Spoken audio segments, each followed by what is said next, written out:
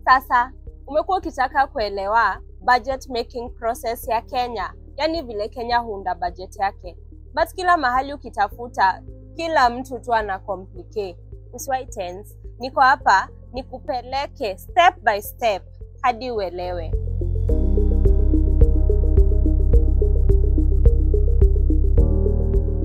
Kabla tuingie kwa process, ndo uweze kuielewa vizuri, kuna vitu 3 lazima ushike. Kitu ya kwanza, financial year ya gava haianzi 1st January vile sisi huanza mwaka yetu. Inaanza 1st July hadi 30th June. Si unaona KRA wanatuambianga kila time to file returns zetu by 30th June. Ni juu hiyo ndo siku gava inafunga mahesabu zake. Number 2 ni ati unaona kwa hii financial year, so tuseme kama hii mwaka yenye tuko, financial year ilianza 2024 1st July, inaisha 2025 30th June. So hiyo pesa yenye tunatumia saa hii, tunatumia pesa yenye tuliunda ile financial year ingine yenye ilianza 1st July ya 2023 ikaisha 30th June ya 2024. So tukiwa ndani ya hii financial year, tunaunda budget ya the next financial year, which is 1st July ya hii mwaka 2025 up to 30th June ya next year. Hadi hapo tuko sawa? That was number 2. Number 3 ni ati, unakumbuka 2010 tulipitisha constitution mpya. Tukasema sasa tuko na levels ngapi za gava? 2. National na county. Hizi levels 2 wote wanaundanga budget yao kivyao. Wote wako na goals tofauti. Of course ni goals za kunisaidia mimi na wewe, but hiyo budget wanaunda tofauti. So kwa hii process utapata national na county wanaunda budget zao but at the same time. Sawa? Now let's get into it. So where does this budget making process begin? So kwa hii financial year, 1st July to 30th June, gava imedividio mwaka kwa kitu inaitwa Q1, Q2, Q3, Q4. That's a fancy way of saying quarter 1, quarter 2, quarter 3, quarter 4. Yani wamedividio mwaka miezi 3. Sawa. So tunaanza kuunda budget siku gani? Gava huanza kuunda budget yake on August 30th. Kumbuka tumesema mwaka financial year inaanza 1st July. Sawa? So on August 30th wanaanza kuunda budget. National na county, National Treasury wanapeana vitu zinaitwa circulars kwa departments zao za national zenye zinatumianga budget na mapesa. Alafu county treasury pia yeye anafanya the same thing. Anapeana circulars kwa departments za agriculture, kila ofisi yenye inatumia pesa. Alafu hizi circulars ni nini? Ni guidelines tu za kusema hii mwaka hivi ndo tutaunda budget, hii mwaka participation itafanywa hivi na hivi. So ni kama guideline. So after washatuma circulars on August 30th, September 1st, county ina prepare kitu yenye inaitwa Annual Development Plan. So Annual Development Plan ama ADP ni nini? Hii inatokana kwa kitu inaitwa County Integrated Development Plan. Kila governor akiingia kwa ofisi, yuko na goals zake za 5 years. Anataka kuachieve nini, vitu zenye anataka kufanya county yake. So hii Annual Development Plan ni ya mwaka mmoja tu, anacheck kila mwaka, ana break down zile goals za 5 years zina fit sasa za mwaka mmoja. So wanapeleka kwa county assembly, wanaidiscuss. So wanafaa waiprepare na waipeleke kwa county assembly. On the other hand, national they don't prepare any goals kwa sababu wanatumianga zile agenda 2030, like the bigger agenda for the country. At the same time, something that is very important to note, wakisha table, sisi kama citizens, wewe kwa county yako Nairobi, Nyeri, mahali uko na chance ya kupeana maoni. Wataeka hiyo ADP, Annual Development Plan, kwa website yao kila county around September 1st. Na wewe unezaenda kwa hiyo website, uangalie, uipitie, ndo ujue governor ama county yako iko na plans gani. Na kama haijawekwa pale kwa website, sasa umejua kuna ADP, Annual Development Plan, na unaweza fuatilia kwa ofisi za county. Between September 1st na Feb 15th, National Treasury wanafanya kitu inaitwa sector hearings. So sector hearings ni wanaenda kwa sector tofauti za trade, za agriculture, za health, ndo tu wajue what's going on, what's new, what's trending, wapate maoni zao watu wenye wanajua mambo ya masectors tofauti. Ndo wakitengeneza budget, hizi views zinawasaidia kujua tupeleke pesa mingi huku itarudisha investment, hapa ndo wanaumia agriculture tuwaongezee pesa. So wanachukua maoni between September 1st na Feb 15th. On the other side, county wanafanya the same thing. Wanaenda kwa sectors zao. So kama tuseme ni Kilifi County, wanaenda kwa watu wa fisheries, wanaenda kwa watu wa agriculture, wanachukua mahoteli juu ya tourist, wanachukua hizo maoni ndo wajue. So budget tukitengeneza, tunaitengeneza aje? So after wameokota hizi views, wanaketi chini, wana discuss, wanaona tuta prioritize nini, ni gani tutapea pesa mingi, ni gani tutapea pesa kidogo, ni wapi tutaongeza nini. Wakishatengeneza hiyo document, sasa the final document ya kusema hapa ndo tuna prioritize. Hiyo document side ya national inaitwa budget policy statement. Hiyo ndo ita guide national government wakiunda budget yao. On the county level pia wao wanafanya tu hivi. Kila county inaunda kitu inaitwa county fiscal strategy paper. Pia hiyo ina guide wataweka pesa wapi, kwa sekta gani, ni gani wataongeza. So it's the same document but side ya national inaitwa budget policy statement, side ya county inaitwa county fiscal strategy paper. Unakumbuka tulisema hii financial year between 1st July to 30th June iko divided into 4 quarters, Q1, Q2, Q3, Q4. Q1 ni between 1st July and 30th September. So sasa tushamaliza Q1. The next important date sasa tunaanza Q2. After hapo, the next important date ni October 21st. Ile ingine kumbuka ilikuwa range. So wanafanya hizi vitu between 1st September to Feb 15th. So kitu yenye inafanyika October 21st ni ati side ya national wana prepare kitu inaitwa budget review and outlook paper. Side ya county wana prepare kitu inaitwa county budget review and outlook paper. Same, ni vile tu moja ni ya national, moja ni ya county. So hii ni nini? Hii ni kitu yenye inaweka budget ya, so tumesema tuko kwa hii financial year, nikitengeneza hii video tuko 2025. So tuko kwa financial year ya kutoka 1st July ya 2024 na inaisha 2025 30th June. Sawa?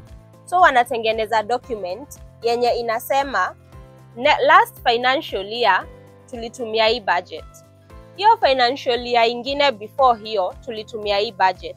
So tukiangalia vile vitu zinaenda, tunaona next year tunaweza tumia budget ya how much. So wanatengeneza hiyo budget, wanaitable, wanaidiscuss, alafu wanaipublish. National Treasury inapublish kwa website yake na counties zinapublish kwa website yao after 7 days ya hiyo October 21st. So meaning mimi na wewe tunaweza ona hizo projections za budget on October 28th. So juu mara nyingi unajua wanatumianga abbreviations. So utaona si BROP imetokea, BROP imetokea, usiwai tense. Ni projections. Wanasema hii mwaka tumetumia hii do. So tunaona by like in the next 4 years tunaweza tumia hii pesa. The next 4 financial years. So si BROP ni ya county, BROP ni ya national. Moja imepublishiwa kwa website ya National Treasury, ingine imepublishiwa kwa counties. After October 21st, the next important date to note ni October 31st. Unakumbuka kwa zile basics, tulisema sahi tunatengeneza budget ya the next financial year, but tuko kwa hii current financial year na tunatumia budget yenye tulitengeneza previous financial year. Na mahali kuna kutumia budget, pia kuna kureport unatumia budget yako aje. So on October 31st, juu tushamaliza Q1, National Government ina produce report yake ya quarter 1 ya kusema hizi ndo vitu tulifanya quarter 1 na hii ndo pesa tulitumia. At the same time, county pia hii ni deadline yake ya kuproduce report yake ya quarter 1 So hapo county kama walijenga barabara wakatumia 10 million wana report. Kama walistock hosi na 5 million wana report tulifanya hivi na hivi. So national wana publish report kwa website yao, counties wana publish hizi reports kwa website zao. On the same date, October 31st, tuna introduce an independent office inaitwa Controller of Budgets. Huyo ni kaa tu foreman, ni mtu mwenye anaenda kusimamia, wanaenda kuangalia na hawa watu wamefanya kazi kweli na wanaandika report. So hiyo October 31st anaandika report ya county. Ni important sana unote, anaandika tu report ya county governments kama wametumia hii budget na Q1 wamefanya nini, na anaipublish kwa website yake. 15 days later, the same Controller of Budgets, 15 days later sasa ni November 15th, Controller of Budgets anapublish report ya national government. Unaona tumesema on October 31st anapublish ya side ya county. Sasa anapublish report ya side ya national sasa kusema kama ni ukweli ama hizo vitu zenye wamefanya ndio gani, na anaipost kwa website yake. So hapo tumeshikanisha October 31st na November 15th. Hizi reports zinatusaidia mimi na wewe kuenda kuangalia kama pesa yenye walisema wanatumia ama yenye wamesema wametumia. Kama wamereport tulitumia 10 million kujenga barabara, hiyo barabara imejengwa kweli?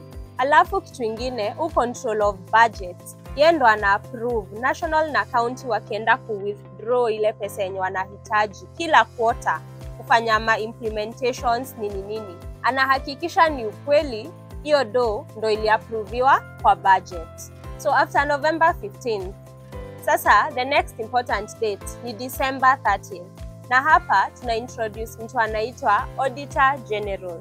So Auditor General hufanya nini? Unakumbuka tuko kwa tuseme sasa hivi natengeneza hii video ni 2025, sawa? Sasa hii niko kwa financial year ilianza last year 2024 1st July na inaisha ni 2025 30th June. Haya, last financial year yenye ilisha 2024 30th June, si kuna vitu walifanya na wakaandika reports na wakatumia budget yenye walikuwa nayo. Huyo Auditor General anaendanga kwa national na kila county, anatembelea kila county kuhakikisha walitumia budget vile walikuwa wanafaa kutumia, walitumia hiyo vizuri. Akishaenda anaokota hizo ma-reports, anaangalia kama vitu zilifanywa, anaenda anaketi chini, ana prepare audit reports zenye zinasema kama ni ukweli ile pesa yenye walikuwa wanafaa kutumia, maybe kama kujenga stadium, kujenga barabara, kujenga hosi, kama hiyo budget ilitumika vile inafaa kutumika. Alafu hii December 30th anapublish hizo reports kwa website yake ya Auditor General. Inafanywa na the Office of the Auditor General. So tumetoka tunajua hapa November 15th tumetoka kuongelea Controller of Budget, sasa hii tena naongelea Auditor General. Auditor General anakuja kuangalia ile mwaka yenye tushafunga mahesabu, ndo anakuja kuangalia kama hizo hesabu pesa ilitumika vile inafaa. But Controller of Budget yeye anafanya kazi as we move, tukiendanga hii mwaka yenye tuko. Quarter 1 imeisha, anaandika report ya hiyo na anapeana ruhusa ya kutoa ya quarter 2. So that's the difference. Hadi hapo tumemaliza Q2 ama quarter 2 yenye ilianza October 1st imeisha December 31st. Sasa tuingie quarter 3, Q3. Hii ni between January 1st to March 30th. So ni vitu gani zina happen hapa? Kwa hii quarter, the first date yenye ni important ni January 1st. Tuna introduce an independent office inaitwa Commission for Revenue Allocation, CRA. So hii ofisi ndo ina submittingi recommendations hii siku January 1st, ina submit recommendations za kusema the next financial year, unakumbuka tunatengeneza budget ya next financial year. Wanasema next financial year tunaona national ipewe 95% ya pesa yenye tutaokota hii Kenya yote. Alafu counties wapewe 5%, alafu lazima wapeane reasons. Tunasema national wapewe hivi juu ya 1, 2, 3 reasons. maybe tuko na deni, maybe tuko na nini, so national wapewe pesa mingi ama counties wapewe pesa fulani. The next important date ni January 31st. Sasa tunasema tuko Q3. Unakumbuka tumemaliza Q2.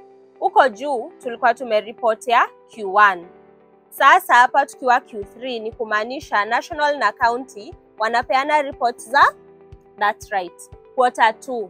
So national on 31st January, national wanaandika report yao ya vitu zenye wamefanya quarter 2, wanaiweka kwa website yao. At the same time, county wanafanya report ya vitu wamefanya quarter 2, wanaweka kwa websites zao. On the same day, ule controller wa budget, si unakumbuka ule foreman wetu, ule mwenye anaangalia watu wanafanyaje, anaandika report ya county. County wametumia budget aje, wamefanya aje, anaiweka kwa website yake. 15 days later, after January 31st, hiyo siku ni February 15th, Controller of Budgets anapublish report ya side ya national government. National government wametumia pesa aje Q2. At this point, najua ushaona pattern, si ndio? After every quarter, siku 30 zikiisha, national wanaandika report ya vile wametumia pesa the previous quarter, county wanaandika report ya vile wametumia pesa the previous quarter, controller of budget anaandika report ya county pekee vile wametumia pesa. 15 days later, exactly 15 days later after hizi report tatu, controller of budget again anaandika report ya side ya national wametumia aje pesa. Tunaelewana? Unaanza kuona hiyo pattern. On the same day, February 15th, kuna kitu ingine very important ina happen huko side ya national. So national treasury wanatengeneza bills, wanazitable ama wanazipeleka parliament zidiscussiwe. Kabla tuende mbali, bill ni kama idea ya sheria. Ni uende una draft vile unataka sheria ikae, alafu inaenda parliament, inadiscussiwa, wakisha discuss alafu waipitishe, hiyo sasa ndo inakuwa nini? Sheria. Hiyo ndo tunafuata. So on this date, National Treasury wanapeleka National Budget Policy Statement. Mnakumbuka huko juu tulisema wanatengeneza Budget Policy Statement. Tukasema hii document wameitengeneza, walienda wakachukua views za different sector hearings, wakajua national ina prioritize nini. So wakisha keti chini watengeneza hii document, wanaileta parliament, ndo tuone kweli these priorities ndo ziko sawa, goals ziko sawa, wanaidiscuss, alafu ikishapita hiyo ndo inatumika kuunda budget ya national. The second bill yenye inapelekwa parliament inaitwa Medium Term Debt Management Strategy Paper. So hii ni nini? Tunajua wewe unakopanga, unaendanga huko unachukua ka loans, kwa sako unakopa. The same way unajua Kenya inakwanga na deni. Hatuwezangi kupata raise do enough ya kufanya vitu zenye si utaka kufanya. So lazima tukope. But pia tukikopa lazima tukope na mpango. So hii bill inakwanga inaongelelea tutakopa nani, tutakopa aje, plan yetu ya kulipa ni gani, kuna strategies mpya za kulipa. For example, tukope loan zenye ni long term ndo tusikuwe na pressure ya kulipa. Maybe tukope Kenya more than kukopa huko nje juu interest ni high. So iko na strategy ya tutaomba deni aje na tutaikopa aje, ndo pia sisi tusiumie kama country. Bill ya tatu inaitwa Division of Revenue Bill. Haya, sasa unakumbuka tena, again, nikurudishe pale June 30th, tukifile returns, tunapeana taxes zetu, tunalipa, gava ina collect pesa mingi. But hii pesa lazima iende kwa national government na pia wajue ni ngapi itaenda kwa county government. So hii bill, Division of Revenue Bill, ndo iko na national itapata pesa ngapi na county itapata pesa ngapi, na kwa nini inapata hii pesa na hii pesa. Kwa nini hii mwaka tumeamua tuongeze county 10 billion ama tuongeze national more money. Unaona sasa inasema hivyo. Bill ya 4 inaitwa County Allocation of Revenue Bill. Haya, si unaona hii bill nyingine tumesema national watapata hii amount, county government watapata hii amount. Lakini kumbuka county government si moja. Si unajua tuko na counties 47. Na hii pesa yenye wanapeangwa counties haikujangi na dividiwa ati by 47, so kila mtu anapata an equal share. Hapana. Kuna factors zenye zinaangaliangwa ndo wajue kila county itapata pesa ngapi.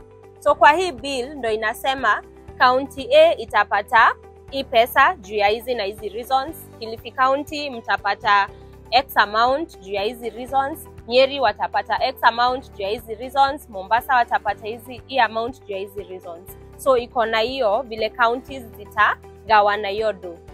Ni muhimu ujue hizi bills kwa sababu budget policy statement ukiona ni nini iko ndani, utaweza kujua priorities za gava sasa zinaenda wapi. Na pia unaweza toa maoni ukasema mimi ninaona instead ya to focus on health sana acha tuingie kwa agriculture.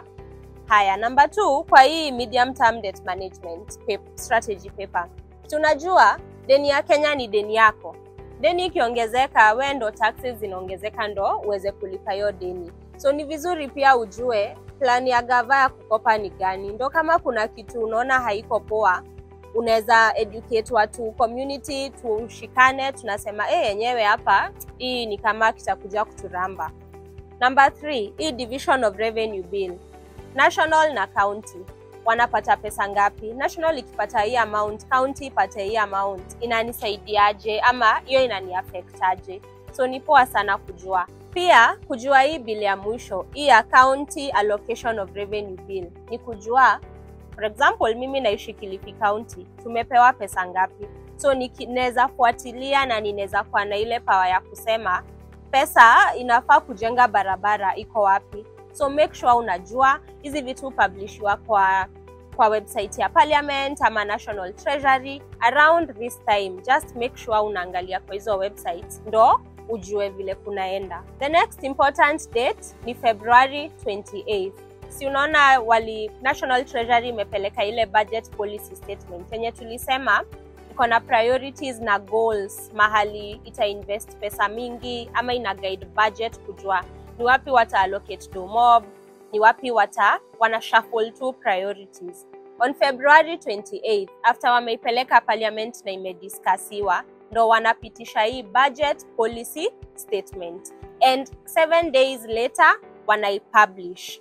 On March 7th, kila county inaeka hiyo strategy paper yake kwa website zao. Ndo mimi na wewe tuweze kupitia tuone county inatupangiaje. Alafu on March 14th, which is exactly 7 days after wameiweka public, wanai-discuss, wametupea time ya kutuma maoni. March 14th, wanapitisha hiyo county fiscal strategy paper. Na hiyo ndo inakuwa sasa the final goals and priorities za kila county. Date ya mwisho kwa hii quarter 3 ni March 15th. So nini ina happen siku? Nakumbuka tulisema National Treasury wamepeleka Parliament zile bills 4.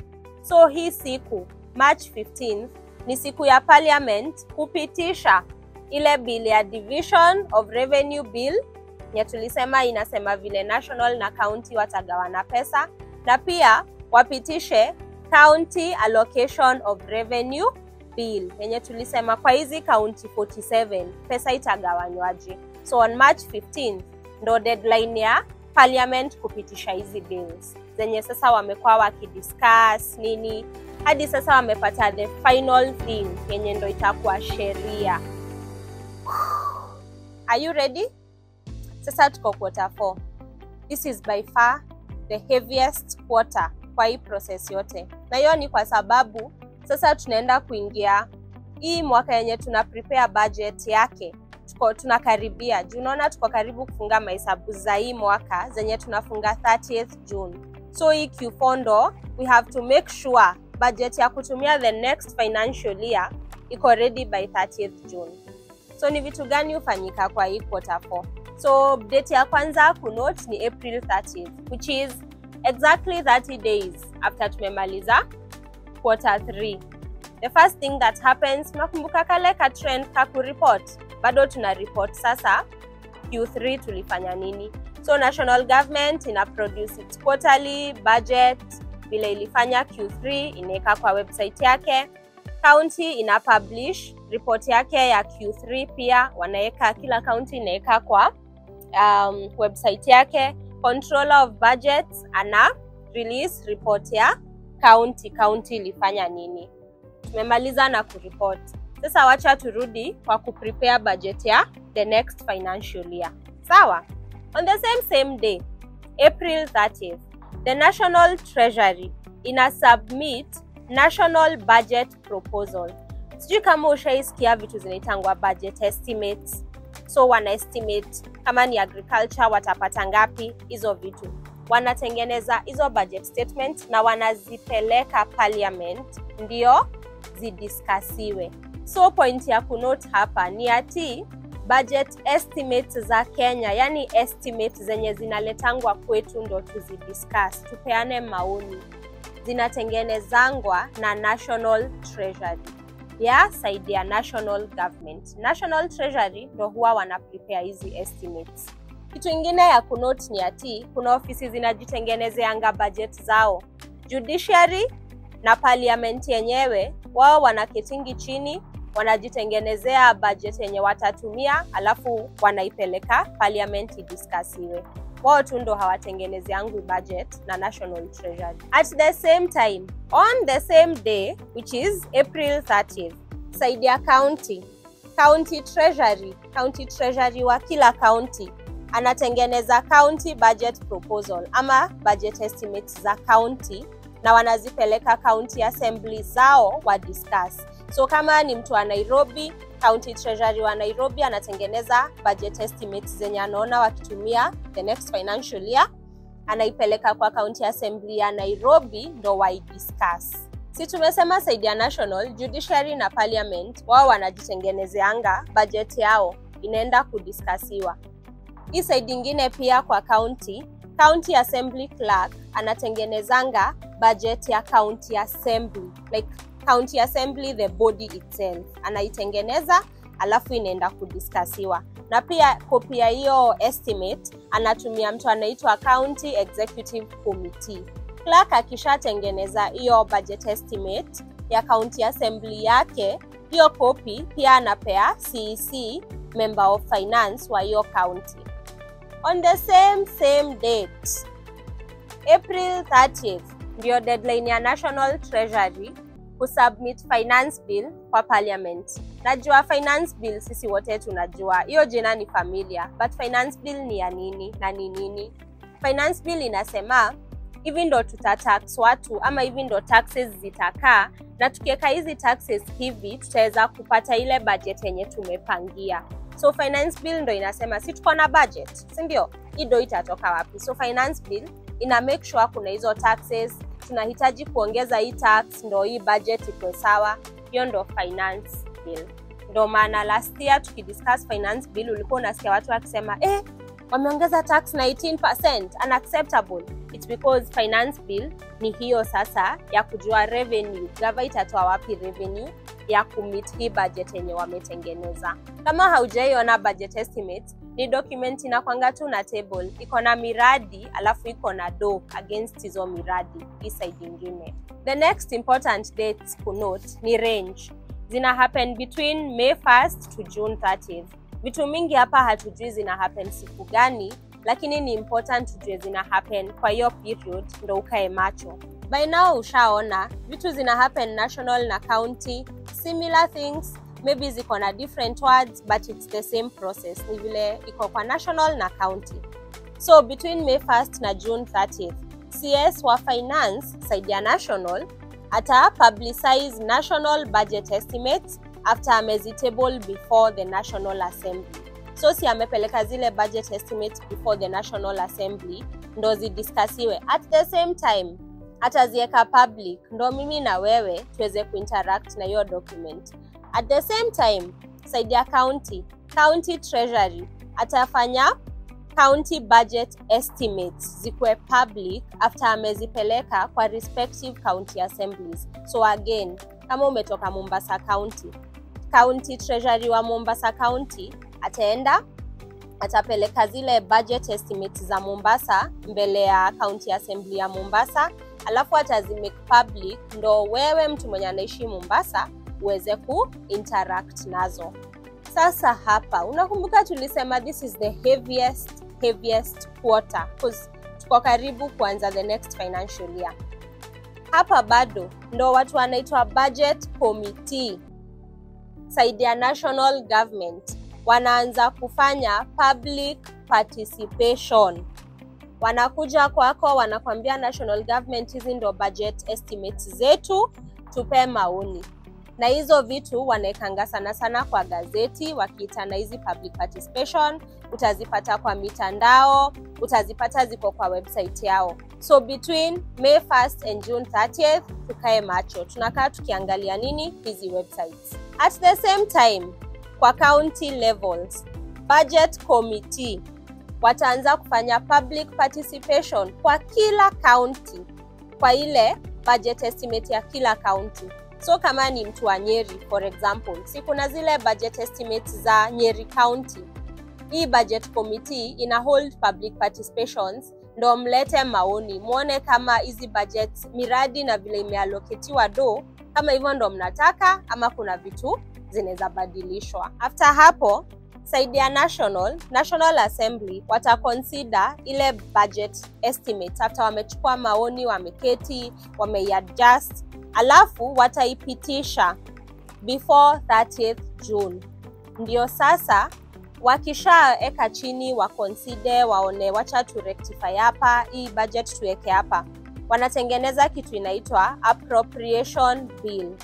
Sasa this is the final document ya budget estimates. Hii sasa ndo budget yenye itaanza kutumika sasa. This is the last and final sheria.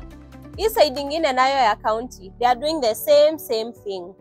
County assembly watachukua zile budget estimates, watazi-approve kule kwa county assemblies zao, alafu wakisha approve wana prepare appropriation bill. Hiyo appropriation bill ndio budget estimate, like the final document sasa ya kusema hivi ndo budget yenye ndo the final budget yenye tumecome up nayo. So hapo tumesema nini? Tumesema hizi budget estimates wamekuja kwetu, wamechukua maoni, wamerudi, wameziconsolidate. Hii budget committee imeziconsolidate, imeprepare appropriation bill. Hii appropriation bill inarudishwa kwa National Assembly, alafu hii ingine ya side ya county inapelekwa kwa county assemblies, na lazima ipitishwe before 30th June ndo tupate pesa ya kutumia the next financial year. After 21 days za both National Assembly na county assemblies, after wame-approve zile budget estimates, wametengeneza ile appropriation bill, 21 days later they are supposed to publish hizo budget estimates zenye zimeapproviwa appropriation bill, na wazipost, wazimake public. So national itaweka kwa website ya national government, hii ingine counties wataweka kwa website ya counties, na hapo ndo tunafaa kuenda tuone sasa the final. Si walikuja wakachukua maoni yetu, after 21 days wameipitisha, waiweke public, ndo tuweze kuona hii ndo budget estimates za national, na kwa kila county hii ndio budget estimates zenye zimeapproviwa. After 21 days, after budget estimates zimeapproviwa both kwa national na county government, sasa zisha kwa appropriation bill. So hiyo sasa ndo final budget yenye tunatumia. After 21 days wakisha approve kwa National Assembly na wa approve kwa county assemblies, zinaekwa public, ndo mimi na wewe tuzione, tuzijue na tuinteract nazo. Hii budget ndo itatumiwa kwa the coming financial year yenye inaanza 1st July. Hapo tu between 1st May na June 30th, kila county, the county treasury ana table county finance bill before the county assembly, na lazima iko imekuwa tabled ama imepelekwa pale county assembly ndo wa discuss before 30th June. Wanaidiscuss, wanatengeneza, wanatoa nini, wanaeka nini, lakini lazima waiapprove in 90 days. So by September 30th lazima county iko imeapprove finance bill yake ya kujua wanaraisaje do zao.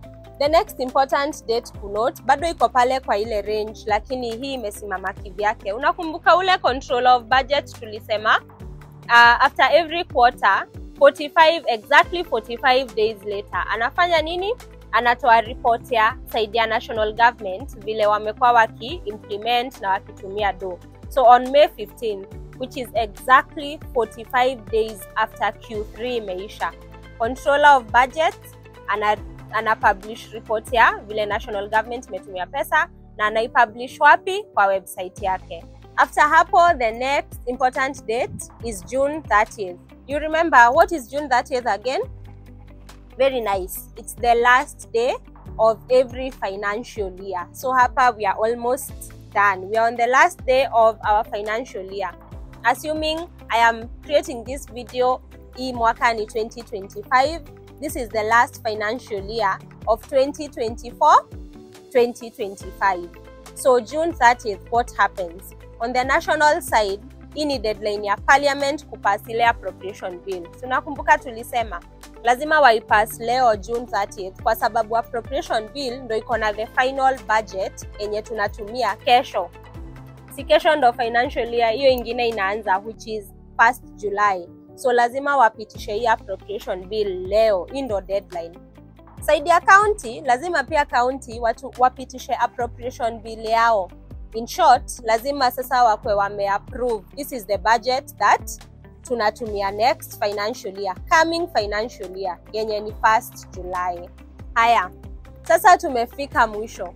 After May 15th, the next important date ni ile siku ya mwisho. Unakumbuka ile range yenye tulisema between 1st May and 30th June. Na tukasema on 30th June, hii ndo siku ya mwisho ya ku-approve appropriation bill. Kwa sababu hii ndo budget yenye tunaenda kutumia coming financial year. Remember 30th June ndo siku tunafunga mahesabu, ndo kila kitu inafungwa. So that tuanze kesho sasa, the coming financial year. So hii ni deadline tena, I'm just reminding you, ya national na county kupitisha appropriation bill yao. Hii siku pia ndo deadline ya national government kupitisha finance bill yao. Kwa sababu hii siku ndo wanafaa kujua tume-approve budget. So pia hii siku ndo deadline ya kujua hiyo do itatoka wapi. So wanapitisha finance bill.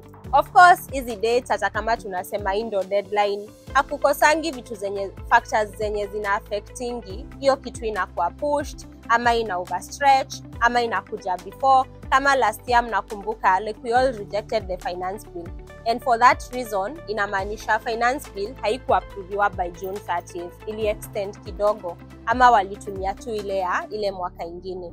So kuna factors zina affectingi, unapata hizi dates zenye nimekwambia hazifuati hizo dates. But in as much as hazifuati, zina range ya hapo. So ni important sana ukae ukiangalia kwa hizo websites, ukae ukiangalia watu wenye wanaongeanga kuhusu Budgety Hub, Mzalendo Trust, Siasa Place. Ukiona wanasema nini ndo ufuatilie.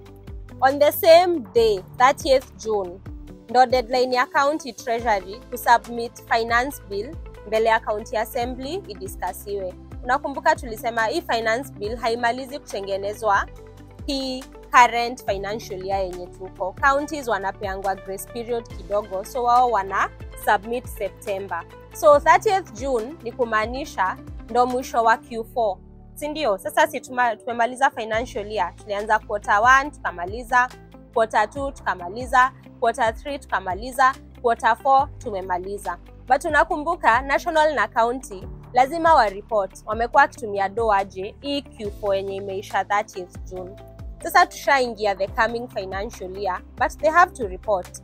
So exactly 30 days after June 30th, which is July 31st, national government watapublish report vile walitumia do yao Q3 na waeke kwa website yao. Counties watapublish reports za vile walitumia do ya Q3 na waeke kwa website yao. Controller of Budget atapublish, very nice, atapublish report ya county na aeke kwa website yake. Alafu 15 days after hapo, Controller of Budget, which is on August 15th, atapublish report ya national government na aieke kwa website yake. Na hiyo August 15th, hapo ndo tunamalizia na tunarudi tena August 30th. Tunaanza process tena. Utanote hii ni kitu ina happen kila mwaka. It's a cycle that happens. Haitawaiisha. So hizi vitu zote zenye tumetoka kuzungumzia hapa, we are going to start the cycle again kule kwa circulars, hivyo hadi tufike August 15th, tumalize na reporting, tuende kwa Auditor General, hivyo. So kwa hii process, kama processes zingine mingi, haikosi challenges zake. Challenge number 1 ni ati utapata hizi dates zenye nimekwambia hapa, si kila kitu inafanyika na hizo dates. Saa zingine zinapushiwa, zingine zinaextendiwa. Kama last year unakumbuka tulireject. By last year I mean 2024. Tulireject finance bill, si ndio? Hiyo ni kumaanisha hiyo finance bill haikupitishwa ama haikutumika by 30th June. So ilibidi wameextend, wamejipanga, wamejua vile watajiorganize. Challenge number 2 ni ati hizi documents zenye mimi na wewe tunafaa kuinteract nazo haziekangwi public on time, which gives us time kidogo sana kuipitia, kufanya public participation, hatuielewi. Challenge number 3 ni ati hizi documents saa zingine zinaweza kuata kama 800 pages. Na tunaelewa kuongea ukweli 800 pages, na mimi si msomi hivyo, sielewi nini inaendelea. So hawajani breakia down na ni ngumu sana mimi kuelewa nini wanasema. Challenge number 4 ni channels zenye wanaekanga hizi calls for public participation. Mara nyingi wanaeka kwa gazeti. Wewe ulishika gazeti mara ya mwisho lini? So hapa ndo inafaa tujitume. In as much as tunasema yenyewe, tutafuteni channels zingine za kucommunicate. Kuna mitandao, postini kwa mitandao, maybe announce kwa TV, vitu kama hizo. Before tufike hapo, ni mimi na wewe tujitume, tuangalie organizations zinaongeleanga budget, tuangalie vile sisi tunapost, tunaangalia Budgety Hub, Mzalendo Trust, Uraia, kuna Siasa Place, na pia CBOs zenye ziko hapo kwenu. Niko sure wanafanya kazi poa sana ya kujaribu kuongelelea hizi vitu. So ni sisi tujitume na tufuatilie. Kumbuka, shida na kila kitu nzuri inaanza na inaishia kwa budget. Mbona nasema hivyo? Kujua budget ni kujua pesa yangu inatumikaje. Ni kujua nitaenda kutetea nini yenye nahitaji zaidi. Kujua budget, hiyo ni kumaanisha public participation umeattend, si ndio? Kujua budget ni kujua ile hosi yetu hapa nje iliallocatiwa 50 million. Na juu sioni madawa saizi, niko na nguvu ya kuenda kwa ofisi yenye najua inafaa kurestock hizo madawa. Niseme na by the way kwa budget nilienda public participation na tuka-agree hapa tunapeana 50 million. So mbona sioni madawa? Inakupea nguvu ya ku-call out vitu zenye haziendi poa. So unaona tukijua budget, tushajua kila kitu. Tuko na nguvu na tuko na confidence ya kuenda kuspeak up.